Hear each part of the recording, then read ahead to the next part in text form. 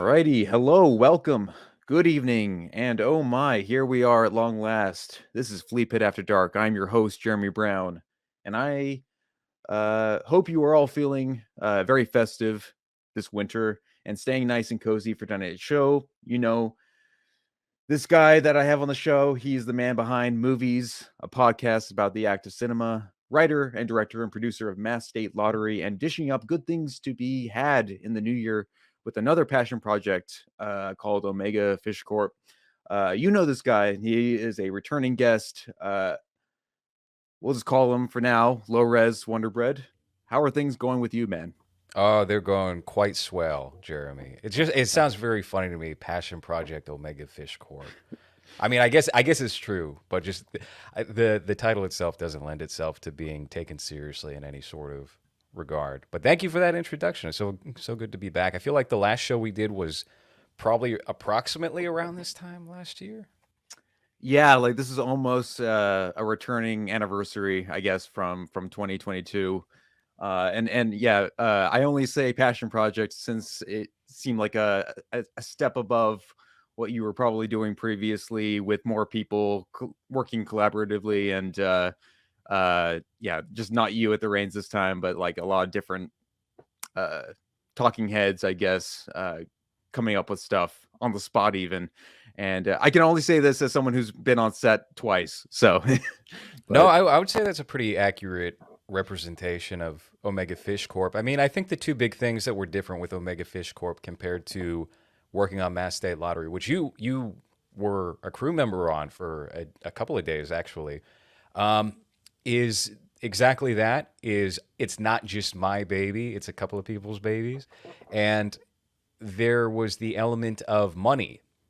Money was involved this time around. We had funding for Omega Fish Corp. It wasn't strictly an out of it wasn't quite out of pocket for Mass State Lottery because we did wind up doing a fundraiser where I got something like, I think when all was said and done, we met the fundraiser goal and surpassed it a little bit. So we had almost like $10,000 from that was dedicated to that movie, but it wasn't the same thing where we're taking a large sum of money from a company and now we're expected to deliver on the promise of Omega Fish Corp has to be as good and as funny as what the script was. So they liked the script, they put money into the project, and now it is going to be premiering on I think January 8th is going to be it's a tentative date for right now. I would say that don't get your hopes up that we meet that because there's a lot of work involved, but it looks like it's going to be January 8th on Subgenius TV, which okay. is a subsidiary of Massacre Video. And I think it might come out on a couple of other different platforms as well. We're talking with the guys who run that company and figuring out the dynamics of what the proper release will be for Omega Fish Corp. But it is a scripted comedy series starring myself and one GMAC, Matt Giacalone. Feels weird to out his name on a program since he's known as GMAC just everywhere else. But Yeah. also Ryan Katzer Rivera, Alexander Warwick. Who else am I forgetting here? Rusty Cage, Oh yeah. famous YouTuber, Knife Game, Knife Song, Rusty Cage. He's in it. Kenny Dorsley, perhaps the most famous man in that cast, Kenny Dorsley. He's in the mix. We got quite a few familiar faces though, and it was a real fun time shooting this thing.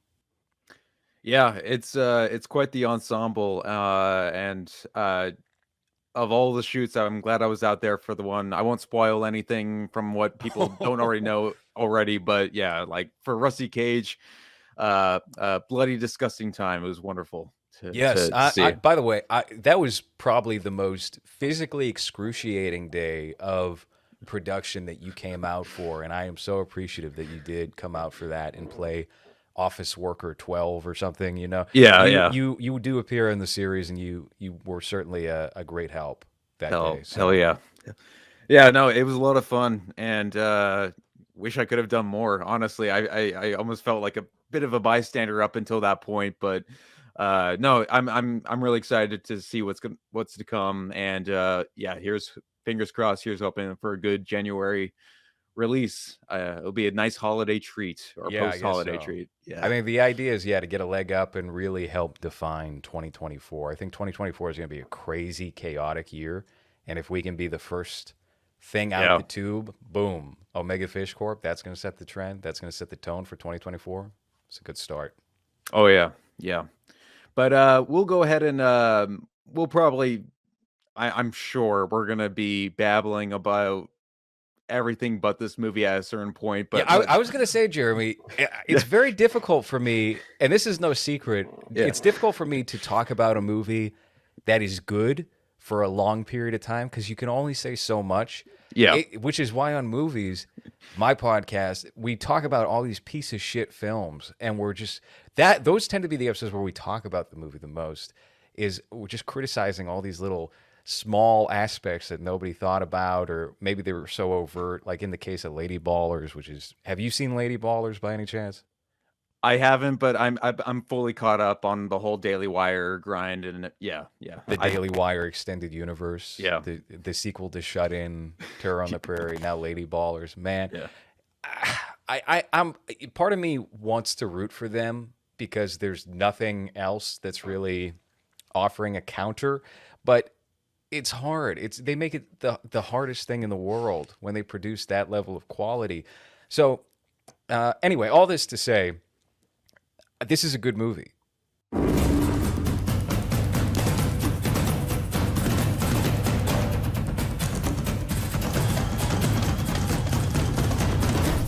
Wo läufst du denn? Ich hab nie aufgehört damit. Und mit Laufen, da werden sie kaum mehr Geld verdienen.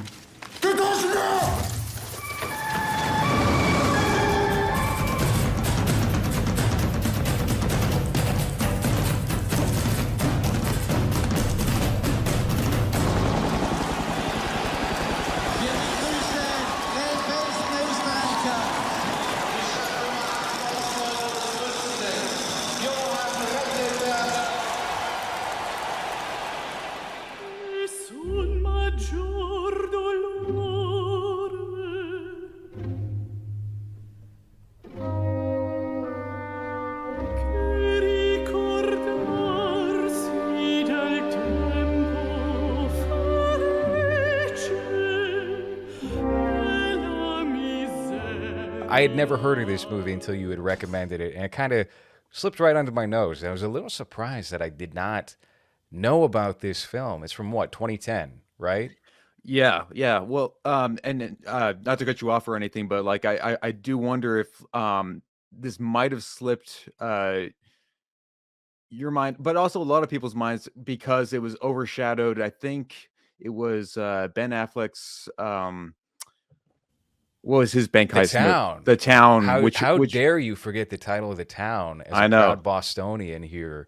Yeah, exactly. That's like a cultural landmark for our city. So Yeah. yeah, The Town was massive. I love The Town. I bought The Town Sure. on Blu-ray, and yeah, I was getting that vibe about it because they both borrow a sort of element from the Friends of Eddie Coyle, with the bank robber mask being a human face and like an elder human face.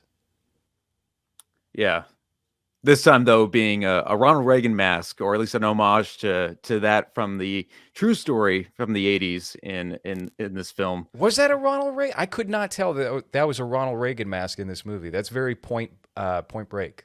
It's supposed to be a reference to one, and you can't quite tell, but it is a pretty decent mask that they did wind up giving the actor to wear for this.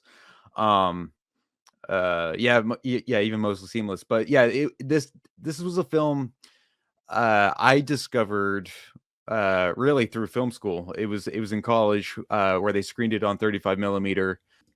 It was part of one of those like required Cinematheque screenings that we had to always attend every week, and a lot of those I did not quite vibe with. They were not the types of films I would normally want to, yeah, I don't know. It depending on the length, want to spend 3 hours like watching, but this was the one that kind of stood out from the listing.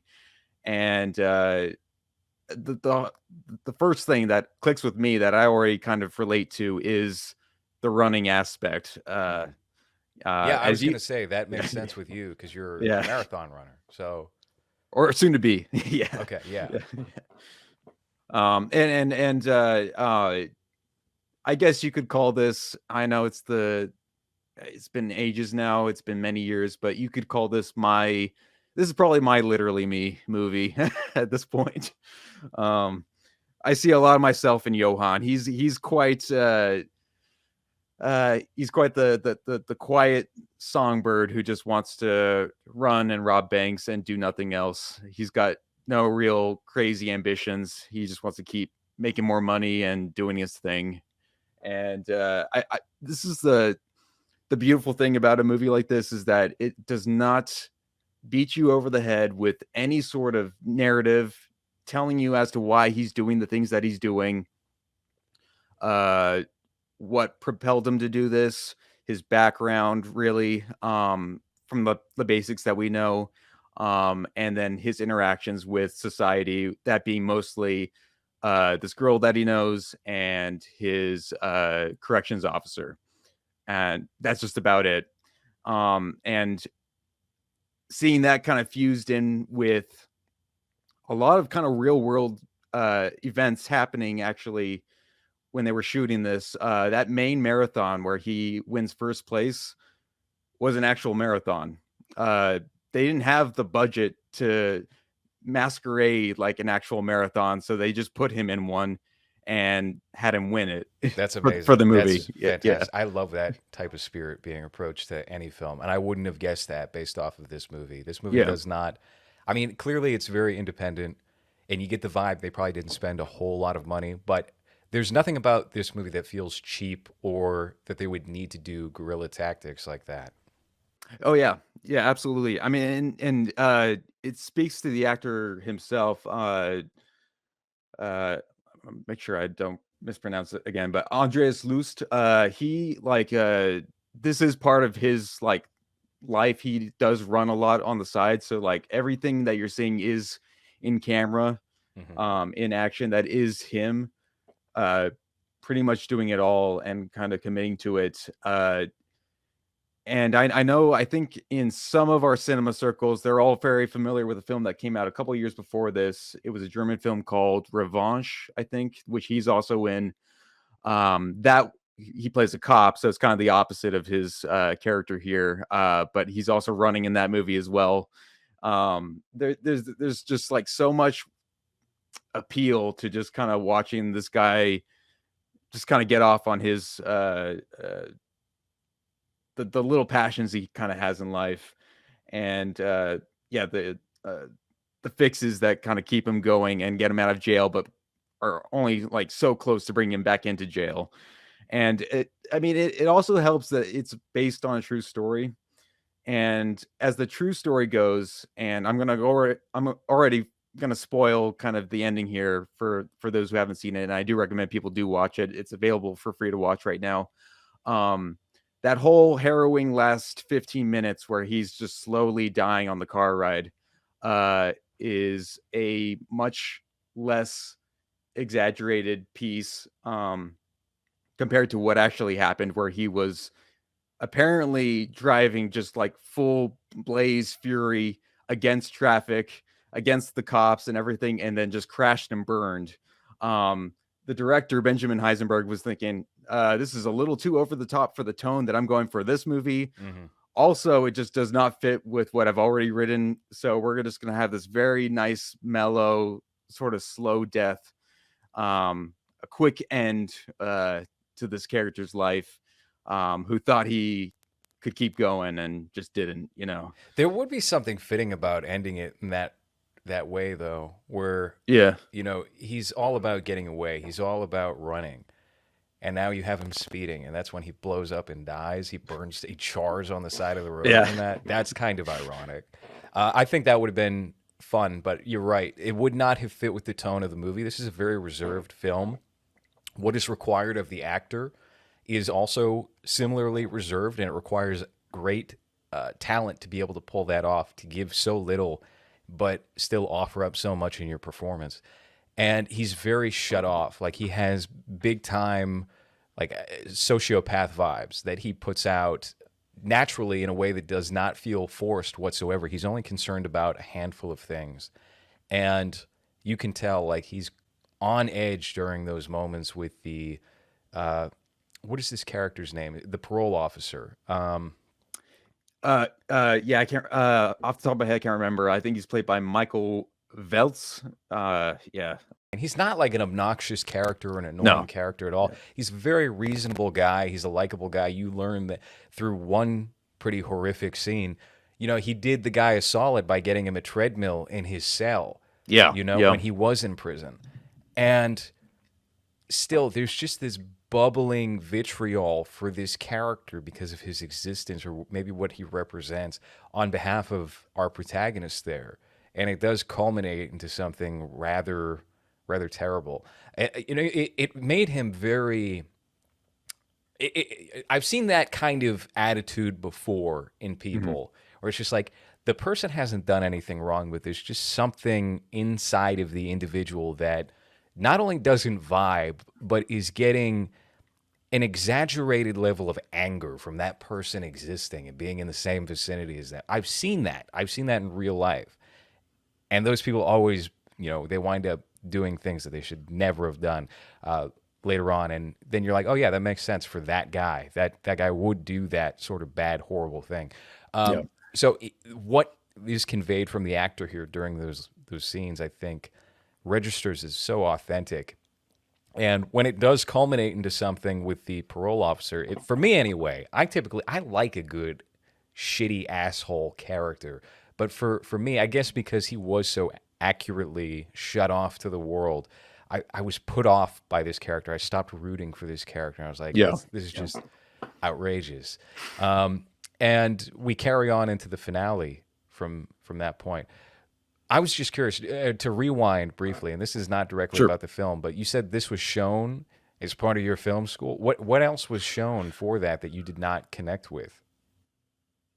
It was a good mix of stuff. Some classics, re-releases, but I'm trying to remember off the top of my head. One big film that's about almost 4 hours long was a film about the artist Edvard Munch, but it's, and I forget the name of the director. He's a good director, but it's shot like a documentary, and it's done in this very passive way where like you're just supposed to pity him the whole movie, and by hour 1.5, you're just kind of checked out. It's really kind of a tiresome film. They would show movies like that.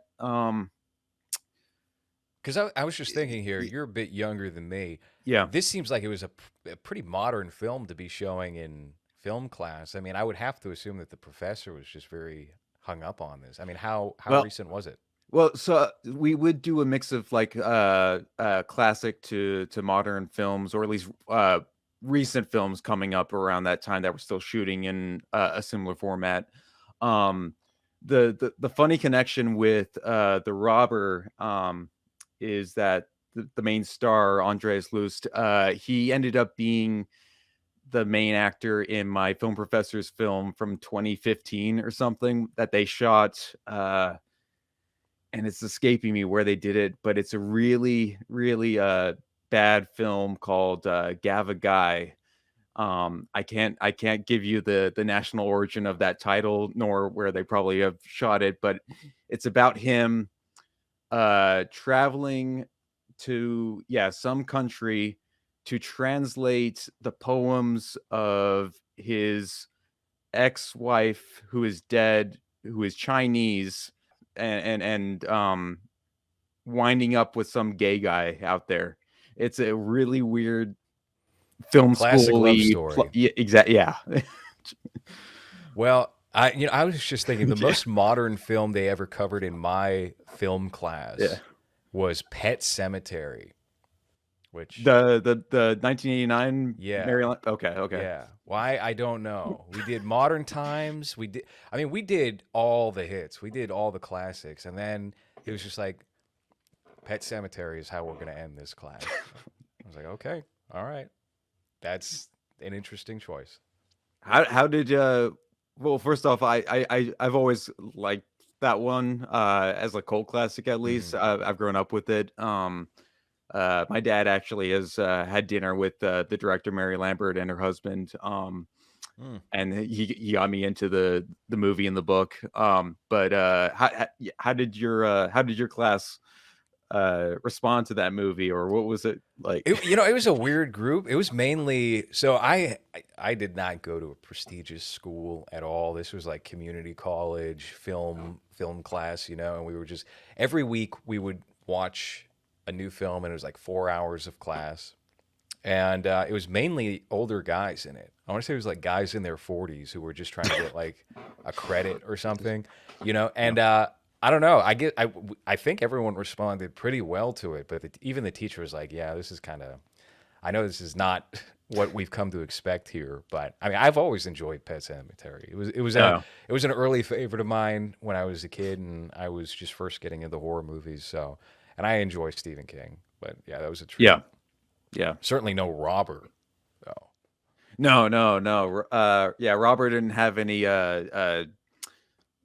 weird men who look like women with spinal meningitis in bed. No, I was Unfortunately. just thinking that's what this movie's missing. As I was watching this, that really would have been quite a treat. Yeah, The cherry on top. yeah. No, and the reason why I kind of bring up the robber so much or every so often here is that, like, not only is it like something I think about before I'm like gearing up for any sort of run or event or thing I sign up for to do, but it has I think, like you kind of said, a character that is just so off balance and so cut off from the rest of society. He only gets to really focus on himself and focus on the little things that he's planning or wants to do. And the movie seems to find this kind of neat gray line to just like focus on his solitude. And I don't see any movie really coming out of the US, at least, doing that, at least not today. Maybe in the past, sometimes there's exceptions to that rule, but like generally I don't Americans don't make movies like this anymore. You're completely right, and Yeah. especially not in the system, which is kind of a. I mean, it's an overused talking point nowadays. I feel like that's something that does come up quite a bit. Is can you believe like Disney or Fox or whoever's around isn't making this type of movie? Sure. And it sucks. It sucks, but like that's just the reality of things. I mean, A24 is certainly capable of putting out this kind of movie and spinning it for an audience where they're gonna potentially be interested in it. But we haven't gotten one of these types of films in quite some time. And I think probably, I mean, what is the closest thing that would be American that has been released within the past 10 years or so? I mean, my brain goes to, and this is not even like close, but it's kind of maybe, goes to something like Drive, The vibe I got from this movie immediately upon putting it on was Pusher, Nicholas Winding Refn's first movie. It reminded me a hell of a lot of Pusher at times. Just the gritty nature of following this character, and he's doing bad things, and he's seemingly got this compulsion to go rob banks and getting away, and he does it very well. It had such a similar rhythm to that movie to a point. I think Pusher goes in a different direction around 30, 40 minutes into the film, and this one really sticks it out, and you get a full, complete stretch of what this character's not rise and fall, but his reprisal, rather, and fall happened to be. You could say that this is certainly like a response to that. Yeah, I wonder if it's like a certain German, Danish, that whole part of Europe sort of response to like stories like these, because I don't know, like there's always like a coldness and like a really cold texture to them that is lost on American audiences. So that when you see somebody like Nicholas Winding Refn come to the States, do something like Drive, and then what he does then on it either resonates with an audience or it doesn't quite pick up. And I used to be I remember in my film school days too, like going back to like college again, being a little bit harsh towards Refn's American output, but more and more, I'm now starting to see that like he's still implementing the things that he got started on. That I'm like, I would rather take that than what we're getting now, which are movies that literally spoon feed. Yeah, that kind of just whatever the film's talking point is. But Have you seen Copenhagen Cowboy by any chance? yeah, the whole season. I put it on my. I jokingly put it on my top 10 of 2023 list, even though it's gonna like be bumped down to a TV show. But like I have it on my movie list because it felt like a 6-hour movie. Yeah, yeah, it Yeah, definitely did. Oh, and yeah, what did you think about that then? Because you said you feel like maybe something was lost with his American output, and now he had done. I don't think he lives in America. He probably has a yeah. house or something here. I know he was raised in New York, but Mhm. having done so many American films and Too Old to Die Young, and then going back to Copenhagen and doing that series, do you feel like anything in the formula has changed? Anything is different? I think he's just, if anything, has branched out into wanting to do more multicultural stuff. If anything, like I mean, that's a pretty uh sparse cast when you really break down like everybody that shows up in that show. Um, I I think he was trying to see what he could do in the 90s through the early 2000s, see what sticks, what doesn't, and then take it to American audiences, popularize Canadian actors like Ryan Gosling and everybody, and then go back to his roots to some extent, and also live up to his idols. Like I don't think I've ever seen Hideo Kojima show up in uh, anything before since. I mean, like apart I from, think he was in Too Old to Die Young also in a oh, he very was brief okay. role. He's interesting, Hideo. Did you just see they dropped a trailer to whatever his, I don't play video games, but I'm Yeah. kind of peripherally interested in his work. And I was also a big fan of Metal Gear Solid about Mhm. 20 years ago. The first narrative game I ever beat was Metal Gear Solid 2 Sons of Liberty. So I have that fascination, and I love the art of the Metal Gear games too. Sure. But they released a new trailer to his upcoming game, which features Udo Kier and Hunter Schafer and that girl from It, and it just plays out like a creepy film trailer. That's kind of interesting.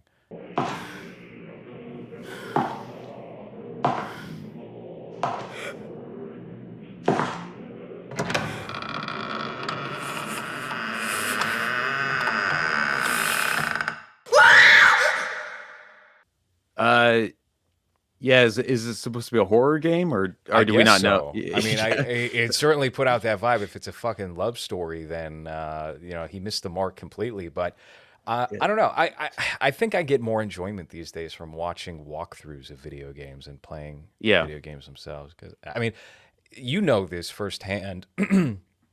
When you're a filmmaker or you're a writer, you wind up losing so much time to just normal everyday things like having to go to the store or having to pick up somebody or putting things away, that things like video games impede upon your time in a really huge manner. Like I'll give you an example. I have a PlayStation 1 little mini box that has like 30 preloaded games on it, and the day after Christmas, which I got it for Christmas, I played Siphon Filter for something like 6 or 7 hours, and it was gone. And I Yeah. was like, I could have been editing, could have been doing something, and that was my one day doing that. That was the last day I used that gift because I can't control myself. I have a very poor compulsive behavior when it comes to that. Much like the robber, of course, with his bank robbing and his running. It's just like you have to very strategically prioritize where you do dedicate your time, where you spend your time. And that's something I run into. And maybe this speaks to like, we can tie this into the social nature of the character and how he's so shut off. Getting invitations out to, oh, there's a party going on. There's a thing going on here. We're going out to this club. Could be a good social opportunity. But if you're so invested in what it is you do, you wind up very narrowly thinking, and closing off those opportunities to do those things because whatever the end goal you're striving for is probably going to be compromised a little bit or at least stalled by doing these other activities that are fun and they're certainly rewarding and they're worthwhile, but they're not the thing that you have right in front of your face that is your responsibility. Yeah, well, and that character definitely finds a lot of that focus uh in just the very simple things. When he's checking his blood pressure after every yeah, gig he does, I guess, robbing a bank. Um there's a routine aspect. There's something a little autistic about it, Yes, he's And very sterile. He doesn't yeah, have to worry about the social aspect of things not as intruding upon his much. life. He Yeah. has no friends. He somehow has, and this kind of makes sense. His girlfriend is a social worker, Mhm. which typical social worker, loving and criminal, of course. Of course. And Yep. Yeah. that doesn't even really work out in the end. She kind of puts it aside until he's accused of murder, and then she's like, "Oh fuck. Well, I'll have sex with him one more time anyway, and then I'll rat him out." Yeah. So I love the reveal when she's like puts on the mask too, and he's like, "Take that fucking thing off. What are you doing?" Just- yeah. He comes back and she's just sitting on the floor and she's got that Ronald Reagan face on. And Yeah. it's very, I mean, something that this film does well is the iconography of things like that. Yeah. They don't, lean into it too heavily or take it too far. They use their time very wisely when it comes to matters of iconography like that. And well, it really it is chalked up to stuff like that. Like imagine somebody. I mean, can you imagine right now, like the American remake of this, and how much they would just completely botch it in some way? Uh, uh, have to give like flashbacks to the Johann character, having to show, uh, yeah, like more flashbacks or more intel into what's actually going on in this guy's life, rather than just kind of showing it for what it is. People can't help because it's always this like I don't know if it's whether people are worried that average audiences won't understand or won't pick up on it, or that it's just easy and yeah to just get by and tell a story that's not objective and also not one that in real life people really knew much about. They don't really knew who this guy was even after he died. So it's you didn't have any close family or anything. So it's an outsider's perspective of just somebody who has a passion, and passion being something that's a little bit more uh, uh you could say malicious, violent. You know what just came to mind because you lobbed out the suggestion of what would this remake look like if they were to take it on for America. And then I was thinking, well, who would they cast? They would either go, and my inclination there was they're either going to cast a black actor, like I would say, like not Jonathan Majors, he's in trouble right now, but like Yeah. the guy who's playing the villain in Aquaman. I don't know his name off the top of my head. He's got, I don't know what his name is. But if they cast that guy, they would immediately have to make him sympathetic because of that, just because he's a black actor. But if they didn't cast a black actor, they would probably go with like a modern soy white actor. But then that doesn't quite fit for like a runner. You couldn't put Josh Gad as this guy. That wouldn't quite work. So then who actually is there? They would probably do like Michael Fassbender since he's back. And then that made me think, From The Killer. Yeah. they kind of did do that. What we were talking about before, how you could make this type of movie. They kind of did that with The Killer, but even The Killer's like so poppy and commercial, and the stakes are elevated in a way. It's not grounded enough to be this type of movie. And yet that's the closest thing we've got And Yeah. frankly, I mean, I had fun with The Killer, but The Killer's not like a smart movie. It's not like a great movie. I could watch The Killer 3 or 4 times, and Michael Fassbender's fun in it, but Sure. it's not what this type of film is. This almost feels like a slice of life film for a sociopath. You Yeah. know, just for somebody whose life is pure chaos, and he happens to die in it. This happens to also be the end of his life. Yeah. You know, so I don't even know where we started with all that. Oh, American remake. So yeah, it would be Nicholas Hoult. That's who they would cast, because he's cast in everything. He's having a big decade. So. Yeah, and so yeah, speaking of him real briefly, I know you and I did not have a good time with Renfield. I certainly God, did not like no. that movie, but Jesus it's Christ. not at my bottom of the barrel list. Maybe the way it is for you, but I did not care at all. Well, Apart from it's not at the bottom yeah, of my list. It's pretty close though. I definitely, I would say, had the least enjoyable time of any movie this year watching Renfield, because I knew up front it was not going to be like good whatsoever. It just felt like we're doing this kind of movie again, and here's what's his name from Parks and Rec, John Ralphio. He's in it. Okay, what am I? You expect me to pay $17 for a movie ticket because you got John Ralphio? Fuck that. No, Nicholas Hoult. I don't know what kind of blackmail he has on whoever, where he's getting cast in all these big properties. He's Lex Luthor now too. I don't get it. He doesn't deliver enough. Like I thought he was a very good actor in movies like Warm Bodies and when he was a younger guy, but now he's doing the same thing in his early mid 30s, and it feels fucked. It feels weird. So I don't know. I don't enjoy him as an actor, and I don't think he was the worst part of Renfield. But no, movie of course, yeah. I've had to explain that to people like whenever any friend of mine who says they really enjoyed Renfield, they think I hated the cast, and it wasn't really necessarily that. It was just the writing and the execution. I the just writing, yeah, yeah, and the whole look of it feels like the most generic modern movie you could yeah, make. They and there at every opportunity, it could have been an interesting and fun film, and I think they leaned into this very saccharine, false, like almost Joel Schumacher-y mid-90s aesthetic that does not work when you apply the modern sensibilities of how to direct a movie to that. So it was like very colorful. It had all this like fake CG violence, and yeah. I don't know. I could go on forever about all the things that I hate about Renfield, but I won't.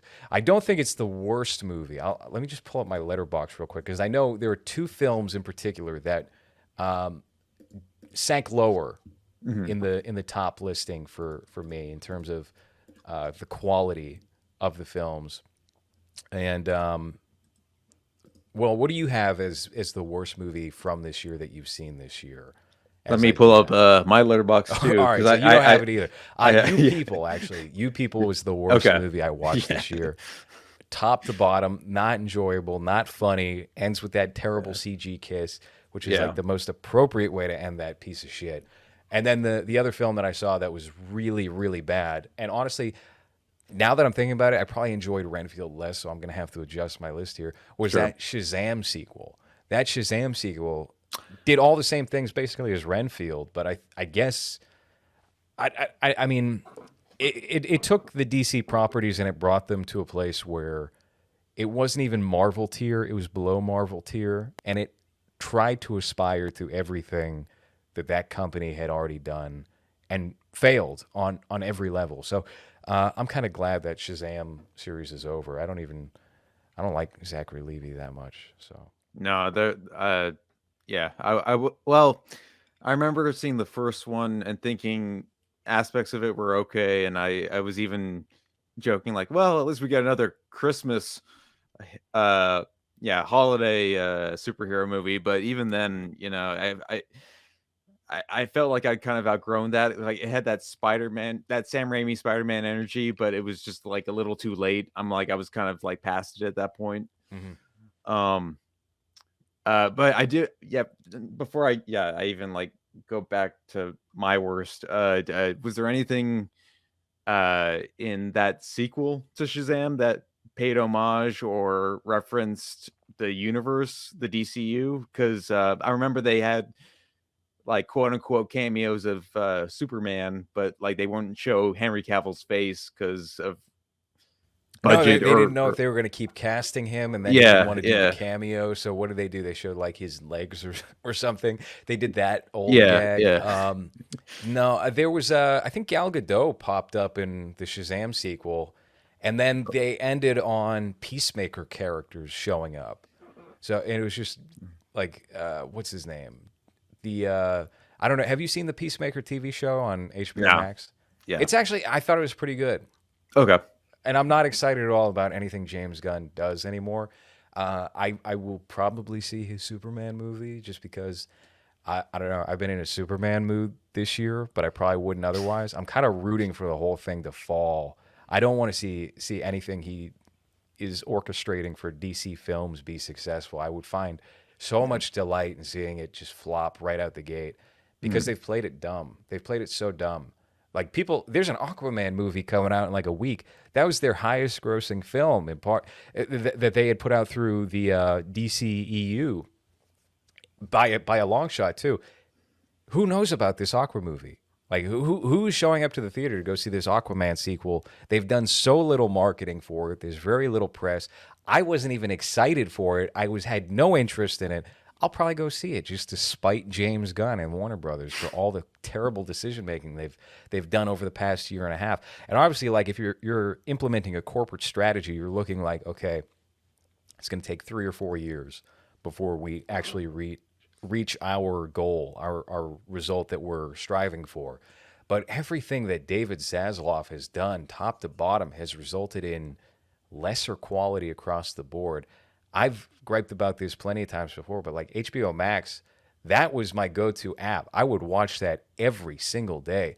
And now you log on there and the user face is uglier and it's full of all these terrible Discovery shows like, oh, House of Hammer. Yeah. Like, I don't give a fuck about Kim and Kanye's relationship woes, and I don't need to see a 3-part documentary on it. It's just full of garbage. It's full of crap.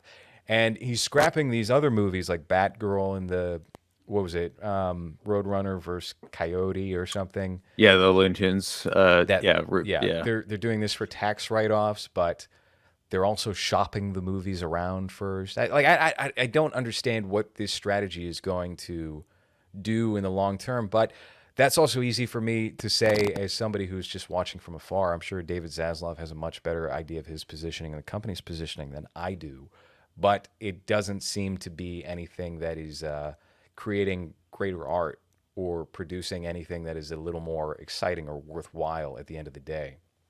It sucks. Warner Brothers is my favorite studio too. I think that they produce like the best movies on the whole, and there's nothing really to look forward to at the moment with what they've been doing, what they've been concocting, and they're far from like the only studio that needs new management. I think bringing in somebody to gut the entertainment subsidiaries of Warner Brothers was probably a smart move if they were hemorrhaging money, but the direction it's taken is so beneath, I think, what that company represents. Because Warner Brothers films I associate with class, and there's not really a whole lot of that from the looks of it. No, and even on that application alone too, what did HBO thrive on for so long? Or like, we're going to show you the things that you don't see on TV normally. You're not gonna see everything that gets censored. Mm-hmm. This is where it goes. This is, you get to see the full action, and now they're kind of like retracting from that as well. It's like there's a new model. Really, kind of, it felt like it really kind of started from Max, the name change, and they're just kind of dished out of any sort of, I hate to call it content, but just even that alone, it's not. That's absolutely the MO of what they're doing. And obviously, I think, so Zaslav, I think, was a Discovery guy. Discovery bought Warner Brothers. It makes sense that they would do that, but have a little bit of, like, you have to know how to finesse what you're really about in there. Yeah. You can't just start sprinkling in all these cheap gossip documentaries, and it's really too high of a compliment to even call them documentaries, because you're right, it's much more in line with content. It's like what you would see on YouTube for like a Boogie 2988 hit piece. That's the level of quality that you're getting with these programs that Discovery is throwing in there for the recommended for you. It's like, oh, Lethal Weapon, Citizen Kane, and like a Chip and Joanna Gaines spinoff. And nothing against those two. I actually like those two. But Sure. that's not what belongs in this app. Like, I think keeping it separate was the move to begin with, and this was a big mistake on their part. I think the last thing of theirs that I kind of liked was Telemarketers, but even then it didn't quite leave like the long-lasting impression I might have wanted it to have, but it had like the potential to be something kind of great. I know you've got a similar sentiment. Yeah, but almost verbatim the same thing. I like the characters of Telemarketers. I like the premise of Telemarketers, but it didn't pay off in the end in that there was nothing too crazy to reveal. So, like, if you just want to make a reality show about these guys, I'm on board for that. Yeah. But don't hype it up to be like, it was kind of like when people had seen Catfish for the first time. This is it. This is it. Just pull up. Do you want to drive into the driveway? Yeah. What, are you crazy? What do you mean? Drive into the driveway. What do you mean? Don't back into it. Why not? Because then we can't see what's in front of us. I'm a little scared. This place gives me the creeps. Let's go. The unbelievable reveal. You have to see to believe. And that got me in the theater. It's from the guys who would later do Paranormal Activity and stuff. But the marketing campaign around that Catfish movie was so unique and interesting. And I was like, I got to see what this is about. And then I showed up, and the hot girl Nev was talking to was actually a mom with mentally disabled children and a husband that just seems like a very below normal. I was going to say he was a normal guy, but he's not really normal. Yeah. I think he might have also had some mental problems too. But it's like, it's very understandable. This woman would take on an identity on Facebook and then hit up this guy who, she would never have a chance with otherwise. Just two quick things there. First of all, I remember, I'm just a few years younger than you, but I do remember when that Catfish trailer dropped, and I got so pumped to think like, this is gonna be the next best horror movie or something. I'm like, what are we in for here? Like, this it was a horror movie, all right. It just wasn't the type of horror just movie not I the think anyone was expecting. Yeah, they should have called it The Whale by the time that we actually watched it. But yeah. No, but that was a disappointment when it gets to that conclusion, and then you see how it's all formulated and edited and put together. But I mean, kudos to them that they got to do Paranormal Activity. I didn't know that actually. I think they went on to do the third movie, the directors of that film. Okay. Someone can fact check me, but yeah. And they continued to do stuff like that with like I don't know if you saw the movie Tickled. That got me as well. Yeah. That was even more of a disappointing outcome. It was like, oh, it's just a rich guy who wants to pay for tickling situations with young hunks. Okay, all right, fine. So Telemarketers didn't come through and deliver anything that I thought was interesting or groundbreaking by that third part. They were kind of hoping that you were just invested enough in those two characters and hoping for Pat to be alive because he's so erratic sometimes in going missing. And I do have a conspiracy here. I have a theory that he, similar to that third episode of Telemarketers, one of the lead guys of the show, Pat, is probably pushing about 60 years old. He's got all kinds of drug problems. Went missing immediately following the episode. And I'm suspicious about this going missing. I think it was a money scam. I think he was trying to raise some funds for himself and his wife, who has all these medical problems, coming off of the heels of that documentary, because it probably didn't pay that well, frankly. I mean, I know the Safdie brothers are producers on that with Alara Pictures, and I know that Rough House also produced it. But I know how much that Buddy Duress got paid for Good Time, and that was a big budget. Not big budget, but like they had a sizable amount of money with that film, and I know how much he got paid. So I can only imagine what Pat and Sam got paid for this documentary, which is of course unscripted by the parties at B. So I can't imagine it was enough to sustain long-term financial comfort. Telemarketers, it gave me something to watch for a period of time. Sure. I don't have too many TV shows I keep up with these days. The one TV show that I was really invested in was Winning Time, and they just canceled it abruptly this year, which it was very disappointing to find that out. And they wrapped it up in such like a very rushed, fuck, we only have 10 minutes and we got to figure out how to end the series right now, even though the Lakers lost.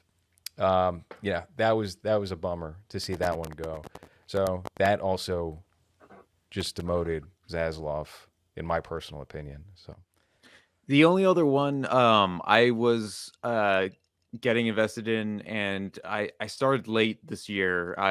It became sort of like the summer comedy go-to, just because I didn't have anything at the moment streaming wise. But I didn't see The Righteous Gemstones until this year. what do you think about that show? So and it was weird because I got to watch it all in order, especially with the third season that came. I liked the first two seasons pretty well enough, and this is also just knowing where all these guys are coming from in the last few years, doing the Halloween franchise as well, doing Vice Principals and whatnot.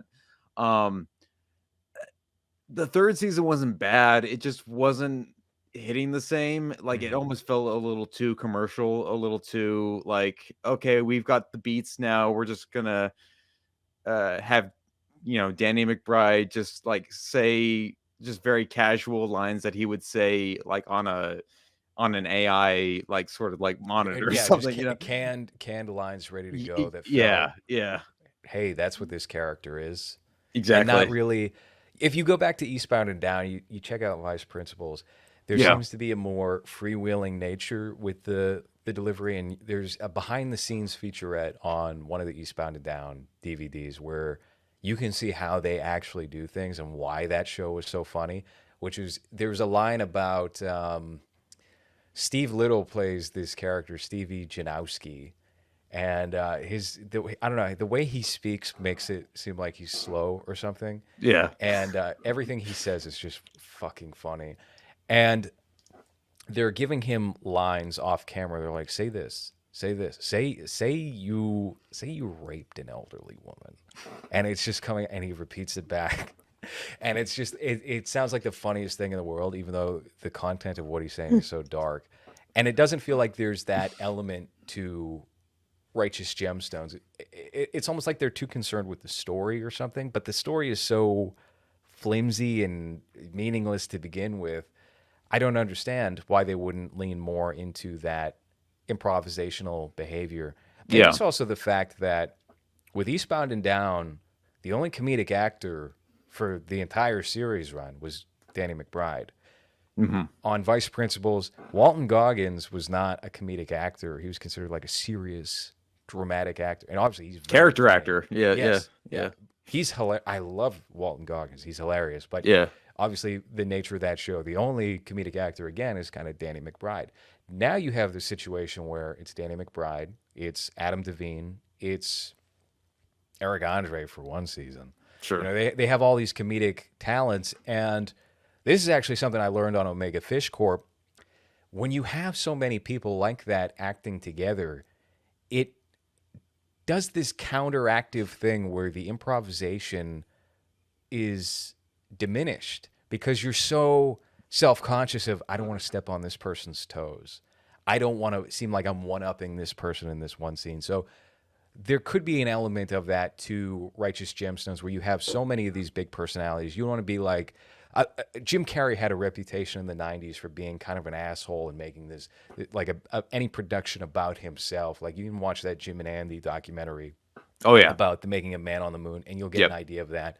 Or just hear any story that came out from the set of Batman Forever, where you have Val Kilmer, who's one of like the big leading actors of that decade, Tommy Lee Jones, who had just, I believe, won an Oscar or won a Golden Globe for some film. Maybe it was JFK or something.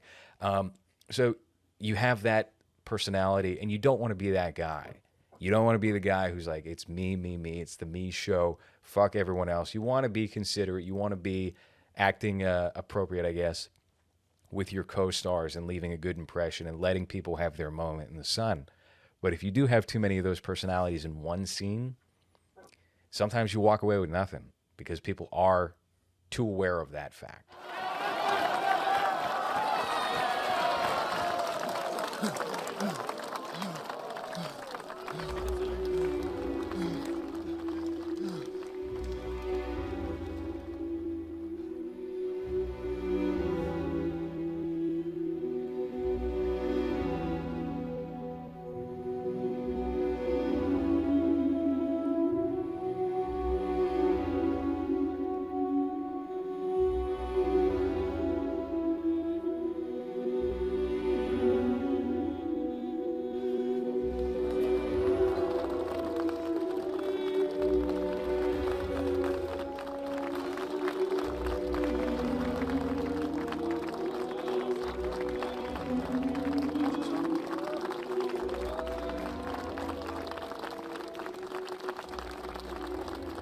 No, yeah, and I've been with you, and I've been like shouting this for many years now. At this point, probably since just a little before COVID and the pandemic and everything. But uh, I really do think horror fans, the horror community, is even worse than like those Disney adults. Oh, Uh, I like, wouldn't say they're worse, but they're very marginally. It's well, neck and neck. Well, it's neck and neck, and that I say that only in that, like, at least the Disney adults are like earnest, and I know who they are immediately and what they represent and talk about. Mhm. Whereas, like the horror fans, the horror community, they're so like deviant in like a way that I'm just like I don't like what you guys are doing. Like I can see through just yeah, all the tricks you're playing right now, and like again, I'm speaking as somebody that like I will still tune into the Last Drive-In with Joe Bob Briggs here and there, but even then, I'm so not with you guys. Like you guys got to get your shit together or Yeah, something. they Yeah, represent very poor taste, and not like a fun, like yeah, hey, oh, it's gory poor taste, but like yeah, literal, you don't know how to dress yourself sort of poor taste, like the not poor taste you want to be known for, sure, and across the board, it's just like bad. I don't know, just bad character. yeah, yeah. They just make themselves look bad, like without thinking about it. Yeah, So. Um, we'll see. Yeah, well, hopefully, yeah, the horror community will come around to The Robber at some point if they ever yes, watch it. for the horror Um, remake, of course. uh, Yeah, LowRes Wünderbred, thank you so much for watching the movie. I installed on you and made you watch. Of course, you didn't have to, but I appreciate that you did, and making the show happen. And I want to ask if there's anything you would like to plug for the Fleapit After Dark program. I don't even know how long this program is going to stick the landing for the next couple years, but at least for the time being, I've had some great guests, and you are one of them. What is oh, thank something you would like to plug for the show? you. I'd like to plug Eli Roth's Thanksgiving. Go see that in theaters now. All right. No, go check out Omega Fish Corp when it drops in January. I don't know when episode's going to come out, but it'll be out maybe a couple weeks after you hear this, I'm assuming. Otherwise, go to forgottengenres.com because we're going to have some stuff coming up in the next couple of days, couple of weeks, very soon. Check that out for all your independent film needs, and hopefully something that I can create to rival what A24 has monopoly on right now. All right. Very perfect. All right. To the point. Yeah, definitely. Yeah, follow those links. I'll make sure I attach them in the description box below, whether this is on YouTube or Odyssey or wherever. And then you can follow me over at Juramobi. I am on YouTube, Twitter, Facebook, Instagram. Yeah, looks like we had a quick disconnection. Are you okay? Am I with you still? I'm seeing a frozen screen right now. I can hear you, but I just can't see you. Oh, rats. Well, I'm here. I'm going to show you what I've got right now for my screenshot. All right. That's not great. Okay. You guys all have a good night.